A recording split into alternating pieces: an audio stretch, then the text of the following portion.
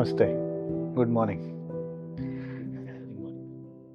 આજની આ એક નાની એવી ગોષ્ઠીમાં JEE 2026નું જે સેશન 1નું જે રિઝલ્ટ આવ્યું છે એમાં 2 વિદ્યાર્થીઓ આપણી સાથે છે, એમના પેરેન્ટ્સ આપણી સાથે છે. આ હું એવા વિદ્યાર્થીઓની વાત કરી રહ્યો છું કે જે 2 વર્ષ જેમને મેં જોયા છે, એમનો સ્વભાવ, એમની સ્થિરતા, એમની ઇન્ટેલિજન્સી, એમની પર્સનાલિટી, તો મને એમ થયું કે જુનિયર વિદ્યાર્થીઓ, નવા પેરેન્ટ્સ એ દરેક આ બાળકોને મળે, આ બાળકોના માતા પિતાને મળે. શા માટે? તો નિવાન પટેલ આપણી સાથે છે, એમના પેરેન્ટ્સ આપણી સાથે છે. એમને સેશન 1માં 99.98% આવ્યા છે અને ભાવનગર ફર્સ્ટ છે. તો મને લાગે છે કે આવા બાળક કેવી મહેનત કરી, એમના માતા પિતાનો શું રોલ છે, એ ચર્ચા કરવાનો આ ગોષ્ઠીનો હેતુ છે, જેથી કરીને ભવિષ્યની પેઢીને એક આદર્શ બાબત જાણ મળે અને એનાથી અવગત થાય. શિવ પંડ્યા આપણી સાથે છે, એમના પેરેન્ટ્સ આપણી સાથે છે. શિવ પંડ્યાને 99.95 એટલે ભાવનગર સેકન્ડ છે અને એ બાળક, એમના માતા પિતા, એમના વ્યૂ અત્યારે જાણવા છે કે એવું તે શું કરીએ અથવા તો બાળકે એવું તો શું કર્યું કે જેથી કરીને આટલા સરસ મજાના રિઝલ્ટ સુધી પહોંચી શક્યા. તો આજની ગોષ્ઠી આ મુદ્દા ઉપર આપણે શરૂ કરીએ છીએ અને મને લાગે છે કે નવા 11મા ધોરણમાં આવનારા વિદ્યાર્થીઓ કે અત્યારે જે આવતા વર્ષે JEE 2027માં આપવાના છે, એમના માટે આ એક નાની એવી ટોક બહુ જ ફળીભૂત થશે અને એનું કંઈક આઉટકમ તમને મળશે. So, first of all, congratulations both of the students. હવે આ એક્ઝામ ઘણી ટફ હોય, તો તમે થ્રુ આઉટ યોર પ્રિપરેશન કઈ ટાઈપની ક્વોલિટીઝ મેન્ટેન કરી અથવા સ્ટુડન્ટ્સે કઈ ટાઈપની ક્વોલિટીઝ મેન્ટેન કરવી જોઈએ કે જેનાથી આવી સરસ સફળતા આપણને મળી શકે? તો ખાસ એ સ્ટુડન્ટ્સને જણાવો. નંબર 1 તો કન્સિસ્ટન્સી છે.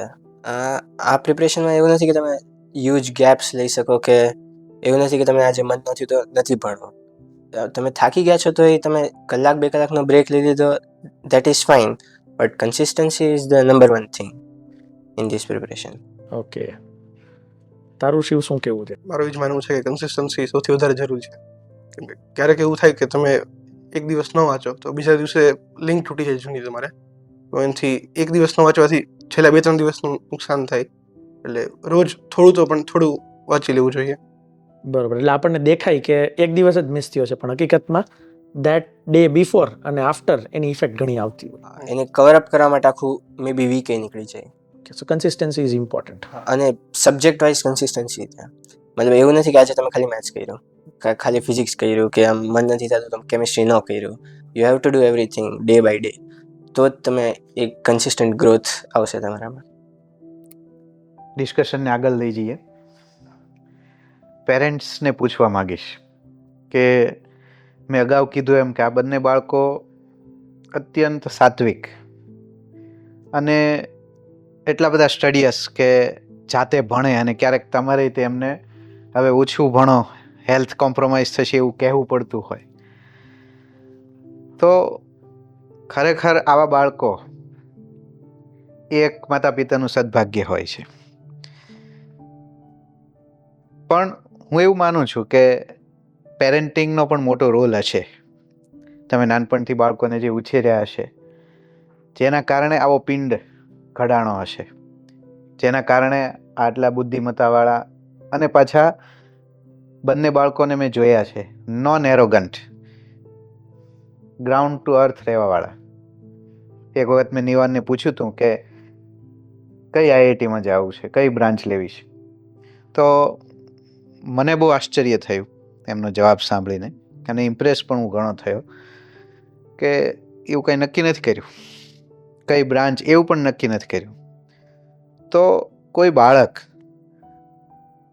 ફળને છોડીને કર્મ ઉપર આ ઉંમરે એટલું બધું ફોકસ થઈ શકે એવા મારા જીવનમાં બહુ ઓછા દાખલા બન્યા છે. આટલા બધા વિદ્યાર્થીઓ મેં ભણાવ્યા, એટલે પણ એ તમારામાંથી કોઈના કોઈ રીતે ટ્રાન્સફોર્મ થયું હોય એવું માનું છું.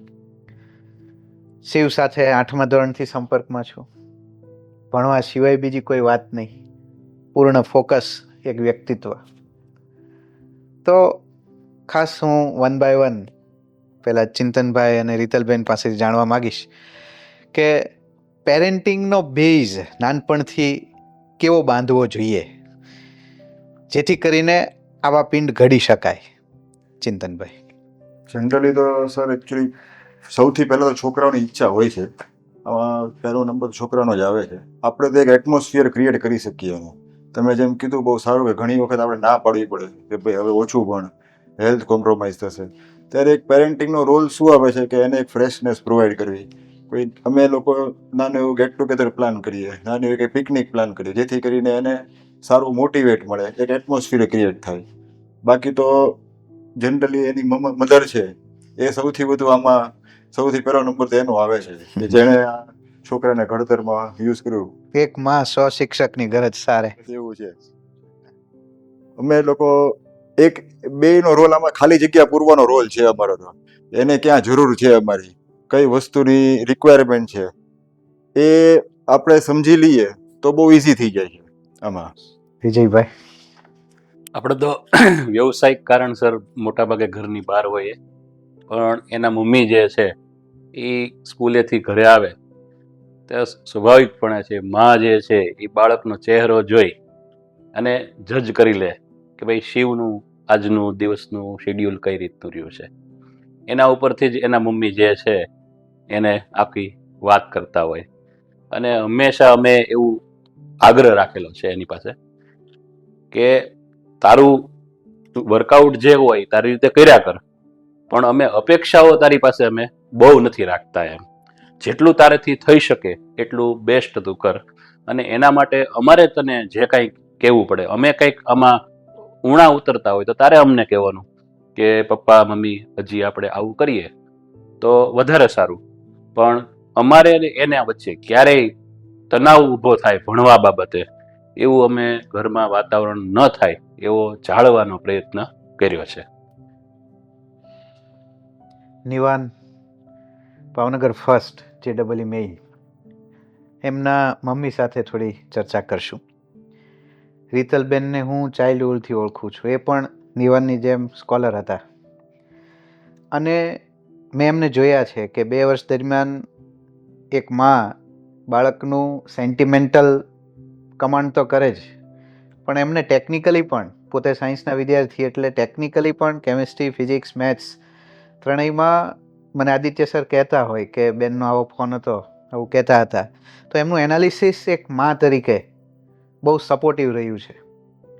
તો રીતલબેનને પૂછવા માગીશ કે આખા 2 વર્ષની જર્ની દરમિયાન એક જે તમારું પેરેન્ટિંગ હતું, જનરલી મમ્મીઓ બહુ જ કચકચ કરતી હોય છે અને મારા અનુભવો છે કે મમ્મી અને બાળકો વચ્ચે બહુ મોટી ખાઈ આ 2 વર્ષ દરમિયાન પડી જતી હોય છે. તો ખાસ આપણા વ્યુઅર્સને ખ્યાલ પડે કે ભાઈ કઈ રીતે એક એડોલેસન્સના બાળકને ટ્રેન કરવો જોઈએ અને હેન્ડલ કરવો જોઈએ. રીતલબેન. પહેલાં તો ભગવાનનો, ઈશ્વરનો આભાર કે નિવાન જેવો એકદમ ડાયો છોકરો અને ઇન્ટેલિજન્ટ મળ્યો છે. પહેલો ફેક્ટર એ છે. બીજું એનું હાર્ડવર્ક એટલું બધું છે કે મને ન કરવું હોય તો પણ મને અંદરથી એમ થાય કે ના, હું એના ટાઈમ સાચવી લઉં. જમવાનામાંથી માંડીને લેવા મૂકવા, પિકઅપ ડ્રોપ, હું જાતે જ એને પિકઅપ ડ્રોપ કરતી હતી, કારણ કે એ ઓન ધ વે અમારે ચર્ચા થાય કે ભાઈ બેટા કેમ રહ્યું, તારું સારું છે, તને તારો દિવસ કેવો રહ્યો. બસ પછી તો અમે ડાઇનિંગ ટેબલ પર પણ એવું જ એટમોસ્ફિયર ક્રિએટ કરીએ કે હસીક મજાક હોય. એટલી જેટલો ટાઈમે જમે એટલો ટાઈમ અમે એના દાદી, હું, એના ડેડી બધા સાથે બેસીને જમીએ. અને બસ પછી તો એનું શેડ્યુલ કહી દે કે મમ્મા આજે મારે આટલું ભણવાનું છે, મને ડિસ્ટર્બ ન કરતા. એટલે અમે એને એ રીતનું એન્વાયરમેન્ટ ઘરમાં ક્રિએટ કરી આપીએ. એટલે મને લાગે છે કે ચિંતનભાઈ જે બોલ્યા હતા કે વાક્યો લખવાને બદલે ખાલી જગ્યા પૂરી, બહુ એક માર્મિક વિધાની બોલી ગયા. સમજવા જેવું છે કે બાળકોની જે પાર્ટી હોય એમાં વાક્યો લખવાને બદલે ખાલી જગ્યા ખાલી આપણે પેરેન્ટ્સે પૂરવી જોઈએ. શિલ્પાબેનને કહીશ કે એક મા તરીકે તમે, હું વિજયભાઈ જાણું છું કે આચાર્ય બહાર ગામડાઓમાં છે એટલે મોટાભાગે બહાર જ હોય, તો તમે કઈ રીતે શિવને આ 2 વર્ષ દરમિયાન એક માતા તરીકે એનું સાર સંભાળ લીધી? પહેલું તો અમે યોગ્ય જગ્યાએ એને મૂક્યો અહીંયા, કે અમે બહુ બધાનો ખરેખર આભાર એમ. અને શિવ એકદમ આમ પરફેક્ટ કામ, ઉઠે 3 ટાઈમ, પહેલાં તો સંધ્યા કરતો હતો, 12થમાં આવ્યા પછી એક ટાઈમ, પણ એકદમ રેગ્યુલર, કોઈ જ બીજી કોઈ ફરિયાદ તો ક્યારેય નહીં કે આ આમ છે કે આમ, કોઈ પણ નહીં. એટલે બીજું તો આપણે તો કંઈ કરવાનું જ નહોતું, એણે કર્યું ને આપણે એમાં. ક્યારેક તમને ફરિયાદ કરતો હોય પોતાની કે મારે આમાં માર્ક ઓછા આવ્યા, તો એ વખતે તમારો રોલ શું હતો? કારણ કે ઘરે તમે જ હો સીધો આવે ત્યારે. એટલે એ એમ માર્કનું કહે ત્યારે અમે એમ કહીએ, તું માર્કને છોડ, તું કરો છો એટલે તને એ મળવાનું જ છે એમ. જે એટલે કર્મનો સંદેશો આપતા ખાલી. બરાબર છે. જનરલી બધો સિલેબસ આપણો જે છે એ સપ્ટેમ્બરમાં પૂર્ણ થઈ જતો હોય, પછી ઓક્ટોબર, નવેમ્બર, ડિસેમ્બર અને જાન્યુઆરી 20th સુધી તમે નકરી ટેસ્ટો આપી, બધી પ્રિપેરેશન કરી. આ 3.5 મહિનાનો પીરિયડ જે હતો એમાં એક્ઝેક્ટલી તમારી જર્ની કેવી રહી, અને ખાસ બધાએ શું ધ્યાન રાખવું જોઈએ? કારણ કે આ 3.5 મહિના જે છે એ ક્રિટિકલ હોય જ્યારે તમે બધું સમાપ્ત કરતા હોય, તો ખાસ એના વિશે તમારી સ્ટ્રેટેજી જણાવજો. વન્સ ધ સિલેબસ કમ્પ્લીટ થઈ જાય પછી નંબર 1 ફોકસ તો બધું કન્સોલિડેટ કરવાનું હોય. કારણ કે તમે જે વસ્તુઓ 2 વર્ષ પહેલાં ભણી છે, તમને એમ થાય કે તમને યાદ છે, બટ ઘણી નાની નાની વસ્તુઓ ભૂલાઈ જતી હોય. તો નંબર 1 વસ્તુ 3 સબ્જેક્ટમાં સૌથી પહેલાં આખો રિવ્યૂ કરવો જોઈએ. અને નંબર 2 સાઈડ બાય સાઈડ જ એ વસ્તુ સ્પીડ વધારવાની જરૂરત છે. કારણ કે 2 વર્ષ જ્યારે ભણતા હો ત્યારે એટલું ધ્યાન જ ન દીધું હોય કે પેપર કમ્પ્લીટ કરવાનું છે, કે બહુ લેન્થી પેપર આવશે, કે બધું એકસાથે કઈ રીતે થશે, એનું ધ્યાન જ ન દીધું હોય મોસ્ટલી બધાએ. So speed in the initial phase is most important. અને ઇનિશિયલી મારા કીધે મેથ્સ ઉપર વધારે કામ કરવું જોઈએ, કારણ કે એમાં જ સ્પીડ ન આવતી હોય. પછી એકવાર 1-1.5 મહિનો જાય પછી બધું આમ કન્સોલિડેટ થઈ જાય, આમ સ્પીડ પણ થોડી બહુ આવવા લાગે. પછી મારા કીધે જે મોસ્ટ બધા લોકોને પ્રોબ્લેમ આવતો હોય છે એ સિલી મિસ્ટેક્સ. સિલી મિસ્ટેક્સ દૂર કરવા માટે હું પોતે થોડુંક મેડિટેટ ને એવું કરતો. પેપર હોય એની અડધી કલાક પહેલાં કાંઈ નહીં ભણવાનું, અને આમ મગજને શાંત કરી નાખવાનું, આમ સાવ બ્લેન્ક થઈ જવું જોઈએ મગજ, અને જેવું પેપર આવે એટલે ફૂલ અટેક મોડમાં વહી જવાનું. અને એનાથી સ્પીડે વધશે અને એક્યુરેસી પણ વધશે. એ જો તમે આમ 1-2 મહિના સુધી ફોલો કરો છો તો મને તો એનાથી ઘણું સારું પડ્યું હતું, સિલી મિસ્ટેક્સ એસ્પેશિયલી. અને by the end of the journey, about January આજુબાજુ, ત્યારે આઈ થિંક મેથ્સ ફિઝિક્સ ભણવાનું ઓછું કરી નાખવું જોઈએ. બીકોઝ પછી હવે નથી થવાનું. મેથ્સ ફિઝિક્સમાં એકવાર તમારી એપ્ટિટ્યૂડ આવી ગયું તો આવી ગયું. હવે ખાલી વધારે કેમિસ્ટ્રી ઉપર ફોકસ કરવું જોઈએ. જે ઝીણી ઝીણી એનસીઆરટીમાંથી વન લાઇનર્સ કે આમ અંદરની ઇન્ફોર્મેશન ને એવું બધું જે પૂછી લે, ડેટા પૂછી લે છે, એની ઉપર વધારે ફોકસ કરવું જોઈએ. તો ફાઇનલ મંથ તો મેં 70% કેમિસ્ટ્રી જ ભણ્યું હતું. એટલે એ રીતે, અને એ બહુ ધ્યાન રાખવું જોઈએ. મોસ્ટલી ઘણા લોકો નથી કરતા. એન્ડમાં એમ થાય કે હું મેથ્સ કરી નાખું ને આ વસ્તુ જોઈ લઉં ને ઓલું કરી નાખું, પણ એનાથી બહુ કંઈ ફાયદો નહીં થાય તમારો. So I think that should be the path. એટલે કે એબિલિટી ડેવલપમેન્ટ જે છે એ ઇનિશિયલ ફેઝમાં થવી જોઈએ, અને દેન ડેટા અને જે રિવિઝન કરવાનું છે that should be at the later stage. Okay, બહુ સરસ એક વાક્ય અમારા સ્ટુડન્ટનું પણ, એક જૂના સ્ટુડન્ટનું યાદ આવે છે. જ્યારે છોકરા પૂછતા હોય કે ભાઈ કંઈ યાદ રહી છે એ ભૂલાઈ જાય છે, તો એનું એમાં જ એક જ સ્ટેટમેન્ટ હતું કે યાદ રહી છે એ કેટલા ટાઈમમાં ભૂલાઈ જાય છે? તો કે અઠવાડિયામાં 10 દીમાં. ઓકે, એક્ઝામના 10 દિવસ પહેલાં એ રિકોલ કરી લેશું. તો આ બહુ સારો એક પોઈન્ટ છે કે એને સરસ રીતે આ રીતે કવર કરી શકાય. અને બીજું એ કે ટેસ્ટિંગ કન્ટિન્યુઅસલી ચાલુ જ રહેવું જોઈએ. એવું ઘણા લોકોને મેં જોયા છે કે વચ્ચે વચ્ચે એમ થાય કે નહીં ટેસ્ટ શું દેવી, એમ વાંચી લઉં. That should not be the case. એમ જેટલી તમે ટેસ્ટ દેશો એટલું જ તમને ટેસ્ટને યુઝ ટુ થશો. ઘણા લોકોને એવું થાય કે સ્કૂલમાં માર્ક્સ આવતા હોય ઇન્સ્ટિટ્યૂટમાં, અને પછી ફાઇનલી પરફોર્મ ન કરી શકતા હોય. એનું I think this is the reason કે ઇનફ ટેસ્ટિંગ ન થયું હોય, કે ટેસ્ટથી ડરતા હોય. એ એક બહુ દૂર કરવાની જરૂરત છે. મતલબ એવું માઇન્ડસેટ નહીં કે પહેલા હું બધું કરી લઉં પછી ટેસ્ટ આપીશ. નહીં, ટેસ્ટિંગ સ્ટાર્ટ કરી દેવું જોઈએ. બે સાઈડ બાય સાઈડ જ થાય. Learn through test. Learn through test, that is a best thing. Shiv, તારું શું કહેવું છે? જ્યારે કોર્સ પતે પછી આપણે રિવિઝનના રાઉન્ડ સ્ટાર્ટ કરીએ છીએ 33%.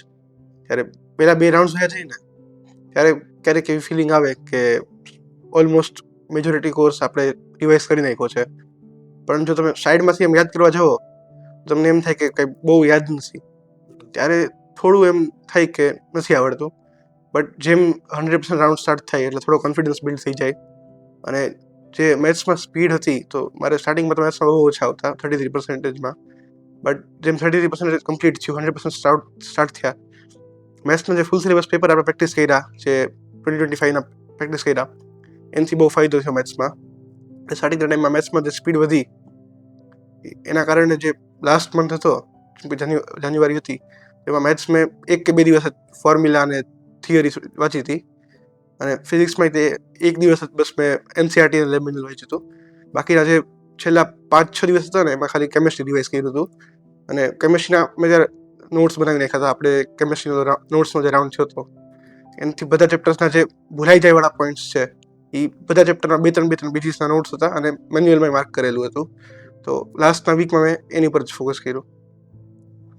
એટલે ઘણી મહેનત રહી છે નોટ્સ બનાવવી, પ્રેક્ટિસ કરવી, સ્પીડને ઇમ્પ્રૂવ કરવી અને સ્ટ્રેટેજિકલી એક પોઈન્ટ જે ખામી રહી છે એને સરખી કરવી. આ બહુ મહત્વનું છેલ્લા ખાસ 3.5 મહિનામાં રહેતું હોય. ગુડ. ચર્ચાને આગળ લઈ જઈએ. જનરલી બાળક પ્રાઇમરી સ્ટાન્ડર્ડમાં હોય, હું થોડો ઓફબીટ ક્વેશ્ચન તમને પૂછું છું. મોટા થઈ ગયા છે, સરસ રિઝલ્ટ આવી ગયા છે, પણ 1 to 6 or 7 એવો શું પાયો તમે આમાં નાખ્યો હતો કે જેથી કરીને 1 to 7માં પેરેન્ટ્સે શું કરવું? પાયો પાકો હશે, બેઝ સારો હશે તો જ અહીંયા સુધી બંને પહોંચ્યા હોય. તો થોડું હું તમને ફ્લેશબેકમાં જઈને પૂછવા માગીશ કે એવું શું કરવું જોઈએ પેરેન્ટિંગ અને સબ્જેક્ટ વાઇઝ એમણે ક્યાં વધારે ફોકસ બાળકને કરાવવું જોઈએ?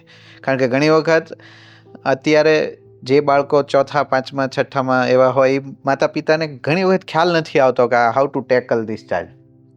તો એ થોડું તમે કહો કે કઈ રીતે આ બાળકોને તમે એ પ્રાઇમરી સ્ટાન્ડર્ડમાં ટેકલ કર્યા હતા.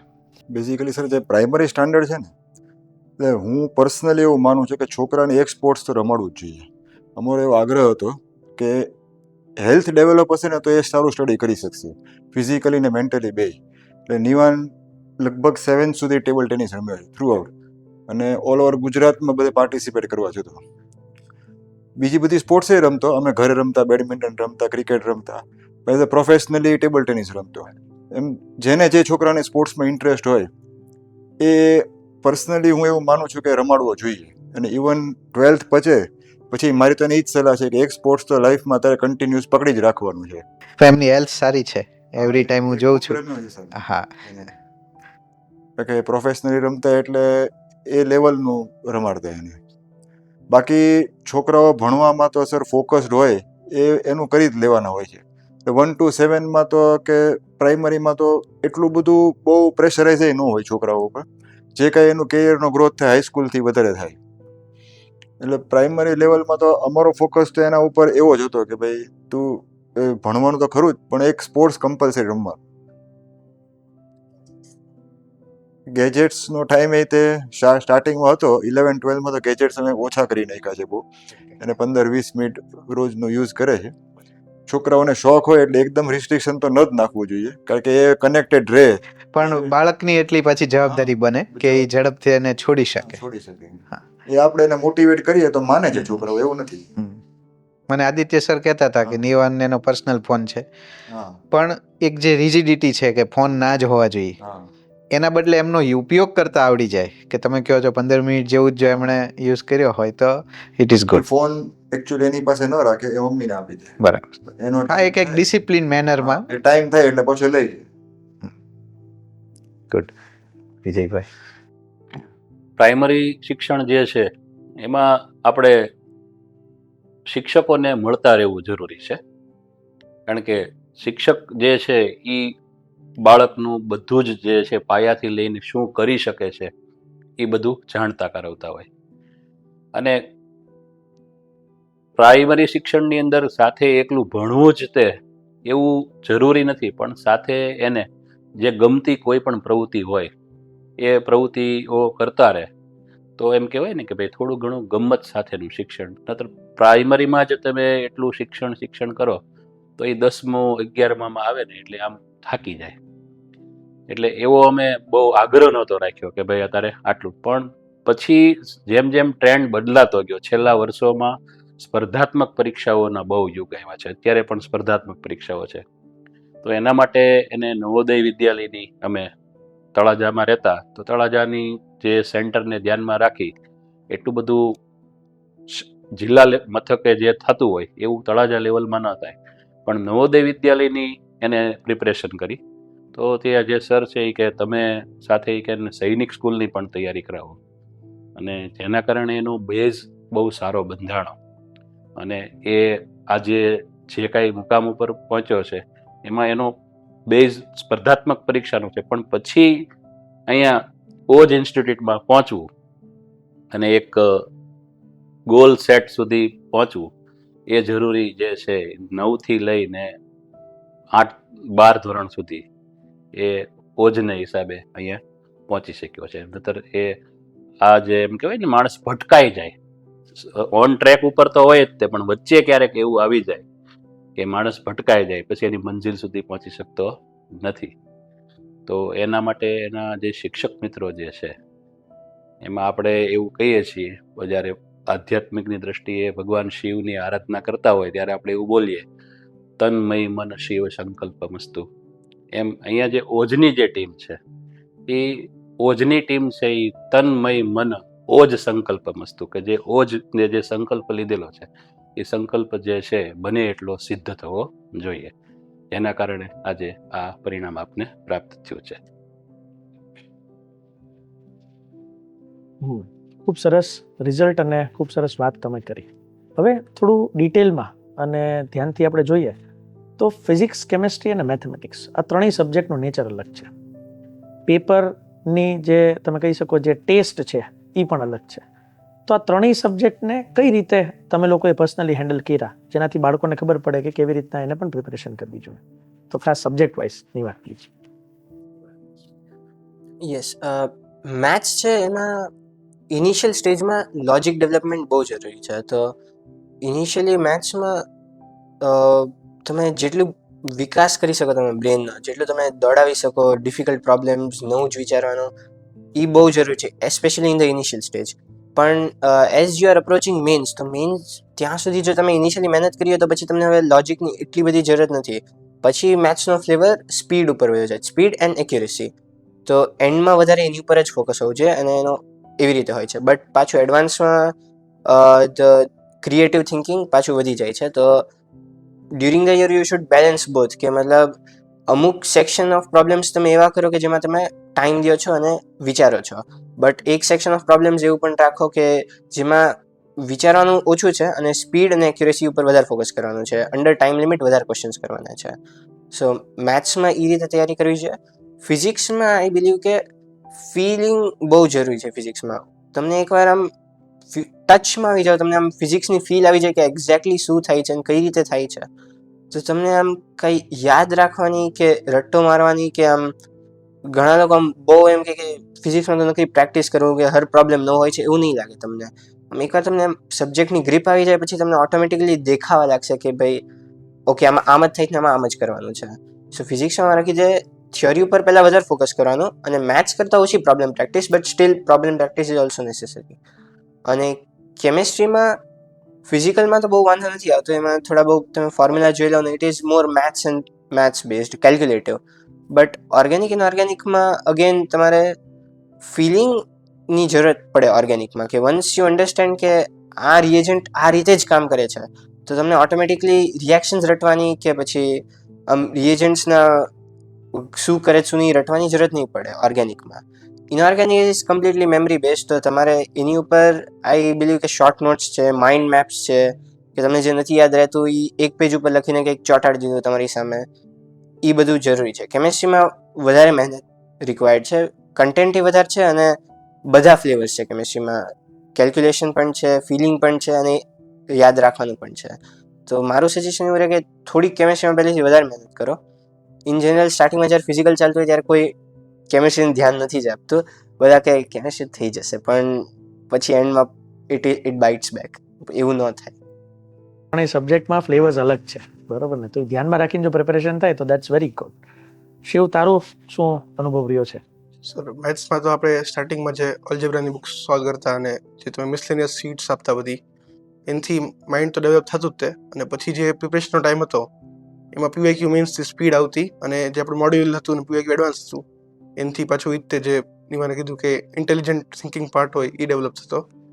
ફિઝિક્સમાં અમારું માનવું એવું છે કે તમે એટલે ક્લાસ નોટ્સના જ એક્ઝામ્પલ્સ છે એ એકવાર લેક્ચર પતી ગયો પછી શાંતિથી એ જ જો તમે વાંચો તો તમને જે આઈડિયા આવી જાય થિયરીનો, પછી તમારે એમાં મેથ્સ એટલી પ્રેક્ટિસની જરૂર નથી. અને કેમિસ્ટ્રીમાં ફિઝિકલ તો થઈ જાય, ઇનઓર્ગેનિક થઈ જ જાય, યાદ જ રાખવાનું હોય છે. બટ જે ઓર્ગેનિક છે એમાં ખાસ મારું એવું માનવું છે કે જે ચેપ્ટર 1 છે અને ચેપ્ટર નંબર 10 છે, જે પહેલા ચેપ્ટર અને છેલ્લું ચેપ્ટર છે, એની વચ્ચે આખી લિંક તમારા મનમાં હોવી જોઈએ કે પહેલું ચેપ્ટર અને છેલ્લું ચેપ્ટર તમે કેવી રીતે લિંક કરશો એકબીજા સાથે. અને એક ચેપ્ટરથી બીજા ચેપ્ટરમાં ગયા તો ચેપ્ટર કમ્પ્લીટ કરો તો ક્વેશ્ચન સોલ્વિંગ કરતાં તમારે વધારે એ યાદ હોવું જોઈએ કે ચેપ્ટર 1માં કયા કયા ટોપિક્સ કયા કયા લાઇનમાં આવે છે અને કઈ કઈ જગ્યાએ લિંક થાય છે. હા, એટલે એ બહુ જરૂરી છે. મને એક વાત યાદ આવે છે અમારા દર્શન સરની. જે ઇન્ટેલિજન્ટ છોકરાઓ હોય એ જનરલી એમ વિચારે કે કેમ યાદ રાખવું, અથવા તો જે કમ્પ્લીટ લોજિક જેના મગજમાં બેઠું હોય પછી કંઈક એક્સેપ્શન આવે. એટલે દર્શન સર બહુ સરસ વાત કહી કે ઇનઓર્ગેનિક ભણવું હોય તો તમારે એ નહીં વિચારવાનું કે કાર્બન શું કરશે કે કોઈ એલિમેન્ટ શું કરશે, પણ એ શું કરે છે એના પછી તમારે વિચારવાનું કે અચ્છા એ હવે આવું કરે છે. મતલબ યુ શુડ નોટ થિંક કે હવે શું થશે, યુ શુડ થિંક કે અચ્છા એ આમ કરે છે તો શું કામ કરે છે, અચ્છા હવે આ રીતે મારે ભણવું જોઈએ. તો કેમિસ્ટ્રી ભણવા માટે દર્શન સરે ઇન્ટેલિજન્ટ છોકરાઓને સરસ એક ફોર્મ્યુલા આપી છે કે આ રીતે તમે ભણશો તો ઇઝીલી એને ક્રેક કરી શકશો. સો વેરી ગુડ, બહુ સરસ એ સબ્જેક્ટ રિલેટેડ આપણે વાત કરી. એક સરસ મજાની ઇન્ટેલિજન્ટ સાથે એકેડમિક અને એક સેન્ટિમેન્ટલ ડિસ્કશનને હવે આપણે એન્ડ ઉપર લઈ જઈ રહ્યા છીએ. જનરલી બંને બાળકોને આગળ JEE એડવાન્સ માટે ખૂબ શુભેચ્છાઓ પાઠવું છું અને ખૂબ સારી રીતે એડવાન્સને ટેકલ કરો અને તમારો જે ધ્યેય છે એને અચીવ કરો. તમારા બંને માટે એટલું કહીશ આ ચર્ચાના સમાપનમાં કે અમે બધા 20 વર્ષમાં બધા નિવૃત્તિ તરફ છીએ, એટલે તમે ભવિષ્યની પેઢી છો, એટલે કે વિકસિત ભારતના લીડરો તમે છો. કંઈક બિઝનેસ કરશો, પોતાના સ્ટાર્ટઅપ કરશો, ટેકનોલોજીમાં આગળ વધશો, તો એ બધી બાબતે સમગ્ર તમારા જીવન માટે એક શુભેચ્છાઓ આપું છું કે અમને બધાને, માતા પિતા અને શિક્ષકોને, ભવિષ્યના લીડરો અમને તમારા બેમાં દેખાઈ રહ્યા છે. અને આનંદ અમને બધાને, માતા પિતા અને શિક્ષકને એ છે કે તમારામાં માર્ક્સની સાથે સંસ્કાર ભારોભાર પડ્યા છે. એ બધે નથી હોતું. મેં તમને બંનેને જોયા છે, કોઈની લાઈન ટૂંકી કરવાનું ક્યારેય તમારા કોઈના મોઢે સાંભળ્યું નથી. એક હેલ્ધી તમારી અન્ડરસ્ટેન્ડિંગ જીવનની છે, તો એ ગુણ હું તો માનું છું કે કેટલા જન્મોના અંતે કોઈ માનવમાં આવતો હોય છે. બાકી એક વ્યક્તિને બીજા વ્યક્તિ પ્રત્યે, અને એમાંય જે ટેલેન્ટેડ હોય એને એકબીજા પ્રત્યે જે ઈર્ષા થાય એને મત્સર કહે છે. મત્સર છે એ બહુ ઉપરના લેવલે થાય. બહુ જ બધા ઇન્ટેલિજન્ટ હોય ને એકબીજા પ્રત્યે મત્સર આવે, તો એ પણ તમારામાં મિનિમમ જોયો છે. તો ખરેખર મને તમારા બાળકો માટે તો એક ગર્વ છે અને આનંદ થાય છે કે આવા બાળકો અમને મળ્યા. એક સંચાલક તરીકે, સંસ્થાના મુખ્ય શિક્ષક તરીકે ચિંતનભાઈને અને રીતલબેનને પૂછવા માંગીશ કે ઓજ ઇન્સ્ટિટ્યૂટ વિશે તમારી ફિલિંગ સમાપનમાં રજૂ કરો. ના, સૌથી પહેલાં શરૂઆત કરી સર કે એડમિશન લેતી વખતે દરેક પેરેન્ટ્સને કન્ફ્યુઝન હોય છે કે ક્યાં જવું, ક્યાં ન જવું. બહારગામના અમદાવાદનો ઓપ્શન એ લોકો વિચારતા હોય છે. એમાં જો કે અમે લોકોએ એવો નિર્ણય લીધો કે ભાઈ આપણે અહીંયા જ ભણાવવો છે અને ઓજમાં જ ભણાવવો છે. અમને ખૂબ આનંદ થાય છે કે નિવાનને પોતાને કોઈ પણ ઝીણામાં ઝીણો ડાઉટ હોય તે પૂછવામાં સહેજે સંકોચ નહોતો રાખતો. એટલું કમ્ફર્ટેબલ હતું ઓજ ઇન્સ્ટિટ્યૂટમાં એને. જ્યારે છોકરાને કમ્ફર્ટ ફીલ થાય ને તો ઘણા લોકોને ડાઉટ એને આપણને સામાન્ય લાગે, ત્યારે 100% બહાર આવે, ત્યારે 100 બહાર આવે. એટલી કમ્ફર્ટ ઓજ ઇન્સ્ટિટ્યૂટે દરેક લેવલે આપેલી છે અને અમને તો ખૂબ સંતોષ છે કે અમે અહીંયા રહ્યા, આટલું સારું પરિણામ આવ્યું. એ ભગવાનની કૃપા છે. ઓજ ઇન્સ્ટિટ્યૂટનો ખૂબ મોટો ફાળો છે આમાં કે એનું આટલું સારું રિઝલ્ટ આવ્યું. બાકી સર, ચિંતને કીધું એમ જ કે thank you Nirav sir, Aditya sir, Vedant sir, કે નાનામાં નાની બાબતે નિવાની કંઈ પણ હોય તો અમે નો ડાઉટ એની ટાઈમ ફોન કરીને સજેશન લઈ શકીએ અને એનું તરત જ સોલ્યુશન મળતું હતું. નિવાનને તો અમે સ્ટાર્ટિંગમાં ભાવનગરની બધી જ ઇન્સ્ટિટ્યૂટમાં અમે એને ફ્રી રાખ્યો કે તું જઈને બધે અઠવાડિયું ભરી આવ. મેં 30,000 રૂપિયા જતા કર્યા, બધે ટોકન આપી દીધું. પણ એનું ખુદનું ડિસિઝન હતું કે મને અહીંયા સારી ફીલ આવે છે અને એ ડિસિઝન અત્યારે ખૂબ સાચું પડ્યું અમારું, એવું અમને લાગે છે. આદિત્ય સર બધા વિદ્યાર્થીની માં છે. પોતે એટલું પેઇન લે છે, એકની પાછળ એટલું પેઇન લે, અને પોતે સેન્ટિમેન્ટલી એમ પોતાનો હોય ને બાળક એવી રીતે ક્યારેક કોઈને ઓછું વધતું થાય ત્યારે મારી પાસે આવીને દુઃખ ઠાલવી જાય કે આનું આવું કરો, આને આમ કરીએ અને તેમ કરીએ. એટલે ભાવનગર માટે એક સારું છે કે એક આવા સારા શિક્ષક આપણને મળ્યા છે. બીજું એક વાત સરસ મજાની શેર કરું. એક સંચાલકને કેવું ધર્મ સંકટ આવે એ જાણવું સમાજે જરૂરી છે. એક વખત રીતલબેન ને ચિંતનભાઈ આવ્યા મારી પાસે કે કેમિસ્ટ્રી જે ઓજમાં ભણાય છે એ લગભગ નિવાન ઘણું બધું કરી ચૂક્યો છે. એના ICSEમાં આઈ થિંક હતું હતું, એટલે એમનું બેકગ્રાઉન્ડ બધું કેમિસ્ટ્રીનું સ્ટ્રોંગ હતું. હવે મારે એવું સંકટ થાય કે મારે બધા જ બાળકો હોય એને પહેલેથી શીખવાડવાનું આવે, અને નિવાન ઓલરેડી ભણી ચૂક્યો હતો. એટલે બેન મને કીધું કે અમે કાંઈ એને બહાર એક ગાઈડન્સ લઈએ. એટલે હું જનરલી જ્ઞાનને વ્યવસાય નથી માનતો.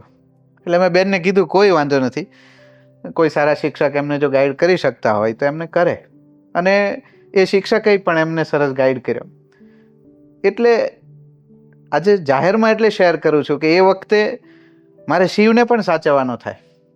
એક સંચાલકની જે ધર્મ સંકટ હોય એ હોય કે શિવને એમ થાય કે નિવાન બીજે ભણે છે તો કંઈક વધારે લઈ આવશે. તો મજાની વાત એ છે કે શિવને મેં બોલાવ્યો કે તને ત્યાં અહીંયા સંપૂર્ણ ન્યાય મળશે. નિવાનની સ્થિતિ અલગ છે કે ઓલરેડી તું જે નથી ભણ્યો એ બધું ભણી ચૂકેલો છે, એટલે એને એક્સ્ટ્રા ગાઈડન્સ લેવું છે. તો સંચાલક તરીકે ખૂબ બ્રોડ માઇન્ડેડ રહેવું પડે. આપણું પોતાનું બાળક છે એમ સમજીને બધું ચલાવવું પડે. સાથે સાથે શિવ સિવાયના બાળકોને પણ મારે ક્યારેક ઇનડાયરેક્ટલી વાતચીતો કરવી પડી. પણ અત્યારે આનંદની વાત એ છે કે બંને 99.99 લઈને બેઠા છે કેમિસ્ટ્રીમાં, બંનેને 99.99 પડ્યા છે. એટલે સંચાલક તરીકે સંકુચિતતાઓને છોડીને, એકબીજા પ્રત્યેના વાડાઓને છોડીને સારા શિક્ષકોનું હંમેશા સન્માન થાય. અને જ્ઞાન એક ઉર્જા છે અને એને સંપૂર્ણપણે આપણે મહત્ત્વ આપવું જોઈએ. તો મને લાગે છે કે આવું સરસ મજાનું હેલ્ધી એક વાતાવરણ જળવાઈ રહે. તો આ તબક્કે મને શેર કરતા આનંદ થાય છે. સર, ઈ બાબત માટે તમારો ખૂબ આભાર. આ કહેવા માટે ખૂબ હિંમત થઈ છે. ના પણ અમે ખુલ્લા દિલે. છે હા, એટલે જ આટલું સારું રિઝલ્ટ હા. છે. વિજયભાઈ અને હું બાળપણથી સાથે ભણ્યા છીએ. બંને Talaja Born and brought up, સાથે કોલેજ કરી. અને શિવને બારાછડી જામનગરમાં એડમિશન મળી ગયું. ત્યાં 1 મહિનો જઈ આવ્યો તે 15 દિવસ, અને સીધા જામનગરથી એક દિવસ સાંજે આ 12 તત્વમાં ગ્રાઉન્ડમાં હું બેઠો હતો અને બધું લઈને આવ્યા કે એને હવે આખું એને આ ડિફેન્સ બાજુ નથી જવું એમ. ત્યાં સિલેક્ટ થઈ ગયો, 15 દિવસ રહ્યો, અને મને લાગે છે કે એ લાઈફનો મોટો ટર્ન હતો. અને પછી મેં કીધું કે ભાઈ ચિંતા ન કરો, અને 1 by 1 આદિત્ય સરની ટીમે એમને 8મા ધોરણથી ફાઉન્ડેશનથી લઈને તૈયાર કર્યો. વિજયભાઈ, તમારી પાસેથી ઓજ વિશેની તમારી લાગણી જાણવા માંગીશ. ઓજ વિશે મારે તો એટલું જ કહેવાય કે દરેક મા બાપને એક પ્રશ્ન સતાવતો હોય કે ભાઈ એનું બાળક જે છે એ ભણવામાં જે સ્થિતિ હોય એ દરેક મા બાપ જાણતા જ હોય કે ભાઈ મારું બાળક છે એ આટલું ભણવામાં આ લેવલે છે. હવે જે લેવલે હોય એને કરતાં દરેક મા બાપ એવું જ ઈચ્છતા હોય કે એને હું વધારે સારા લેવલ ઉપર લઈ જાઉં. તો જે ભરોસો છે ને એ અકબંધ ઓજ ઇન્સ્ટિટ્યૂટે રાખ્યો છે. ઘણા બધા લોકો બધા છે એ અલગ અલગ ઇન્સ્ટિટ્યૂટ છે, સ્કૂલ છે, એ બધાના રિવ્યુ લેતા હોય કે ભાઈ અહીંયા આ બાબત છે, અહીંયા આ બાબત છે, અહીંયા આ બાબત છે. મારે તો કોઈ વિચારવાનું જ નહોતું. નીરવભાઈ છે, અમે તો બાળપણના મિત્ર, એટલે જેમ ભગવાનની ઉપર આપણે ભરોસો રાખીએ કે ભગવાન મારા દીકરાને તમને સોંપ્યો છે, હવે જે કાંઈ આનું તમારે ભાવિ ઘડવું હોય એ નીરવભાઈ તમારે ઘડવાનું છે. એટલે મેં આ બાબતે તો મારે કંઈ વિચારવાનું જ નહોતું. પણ છતાંય દરેક વાલીને મારે કહેવાનું છે કે તમને દરેક લોકોની સ્પર્ધાનું વાતાવરણ રહ્યું એટલે કોઈક નકારાત્મક પ્રચાર પણ કરતું હોય, અહીંયા આવી રીતે થઈ શકાય, અહીંયા આવી રીતે થાય, અહીંયા આમ થાય તે, તો બાળકને જે જોઈએ છે એ બધું જ એની ક્ષમતા હોય ને એની કરતાં પણ વધુ પીરસાવવામાં આવે છે. બાળક છેલ્લે એમ કહે કે હવે મારાથી નહીં ગ્રહણ કરી શકાય. એક લિમિટ આવી જાય ને, કોઈ પણ જ્ઞાનની વસ્તુમાં એક વસ્તુની લિમિટ આવી જાય. ત્યારે જે અહીંયાના જે સંચાલક નીરવભાઈથી લઈ અને HOD આદિત્ય સર છે, દર્શન સર છે કે વેદાંત સર છે કે જે તમામ સાહેબો જે છે એ દરેક વિદ્યાર્થીઓને એટલું બધું ધ્યાન રાખી અને તમામ પ્રકારની જે ભણવામાં આવતા દરેક પાસાઓને આવરી લે છે અને ત્યારે જ આપણે આ પરિણામ ઉપર પહોંચી શક્યા છીએ. અમને ખૂબ આનંદ છે કે જે અમે નહોતું ધાર્યું એની કરતાં પણ ખૂબ સારું પરિણામ મળ્યું છે. એ ઓજ ઇન્સ્ટિટ્યૂટ ઓફ સાયન્સ ભાવનગરને આભારી છે. ભાવનગર જિલ્લાના જે લોકો છે એને પણ મારે કહેવું છે કે ઘણા બધાના અમને પણ ફોન આવતા કે ભાઈ તમે અમારા ઇન્સ્ટિટ્યૂટમાં તમે ભણવા મોકલો તો તમારું બાળક છે એ આટલો હોશિયાર છે. કારણ કે ઓજમાંથી બધી ઓલિમ્પિયાડ ને બધી સ્પર્ધાત્મક પરીક્ષાઓ લેવાતી, એના શિવના રેન્ક્સ બધા આવેલા છે. એ રેન્ક્સના આધારે અમને તો ખબર નહીં કે અમારા નંબર એ લોકો પાસે કેમ પહોંચી ગયા. અમને ફોન કરતા, તમને આ રીતની સ્કોલરશિપ આપશું, તમે અહીંયા ભણવા આવતા રહ્યો. ત્યારે મારો એક જ જવાબ હતો કે ભાઈ અહીંયા જે ઓજમાં જે સેટ થયો છે એ જે ધ્યાન રાખશે એવું કદાચ તમે રાખી પણ શકો, ન પણ રાખી શકો. પણ ભાવનગર હવે એવું સેન્ટર થયું છે શિક્ષણની અંદર કે ભાવનગરના લોકોને બહાર જવાની જરૂર નથી. બહારના લોકો કદાચ ભાવનગરમાં આવે આ પરિણામના આધારે, અને આવે પણ છે, અને આગામી દિવસોમાં આ પરિણામો જોવા મળી રહ્યા છે. ત્યારે હું ઓજ ઇન્સ્ટિટ્યૂટ ઓફ સાયન્સને એવી પણ શુભકામના આપું છું કે આવનારા વર્ષોમાં હજી આવા નવા સારા પરિણામો પ્રાપ્ત થાય. અમારે 100 લાવવાના છે. મે બી સેશન 2 માં પૂરી કરી નાખે 2 જણા. ખાસ આભાર. મારું અને સંસ્થાનું એક જ ધ્યેય છે કે જનરલી હવે પછીના સમયમાં ભારતને સારામાં સારા એવા યુવાનો આપીએ કે જે ટેકનોલોજીમાં આટલા બધા સ્ટ્રોંગ હોય, લીડરશિપમાં સ્ટ્રોંગ હોય અને સંસ્કાર અને ચરિત્રમાં સ્ટ્રોંગ હોય. એટલે ઓજે જે ભાવ જગત ઊભું કર્યું છે એ ખરેખર બધા શિક્ષકોને આભારી છે અને અદ્વિતીય છે. ખાસ આટલું બધું કામ કર્યા છતાં સ્ટ્રેસ નથી. એ બી ગ્રુપનો વિદ્યાર્થી હોય કે એ ગ્રુપનો, એ આનંદથી ભણે છે.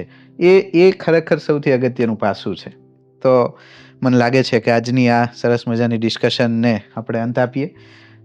બંને પેરેન્ટ્સને ખૂબ અભિનંદન આપું છું. પાર્ટી માટે કંઈક ડેટ નક્કી કરજો તો પણ એડવાન્સ પછી. અને ખાસ બંને બાળકોને ખૂબ આશીર્વાદ અને ભગવાન ખૂબ સુખી કરે અને ભવિષ્યમાં ભારતના મોટા લીડર બનો એવી મારી શુભેચ્છાઓ. અને દરેક વ્યુઅર્સને નમસ્તે. Thank you.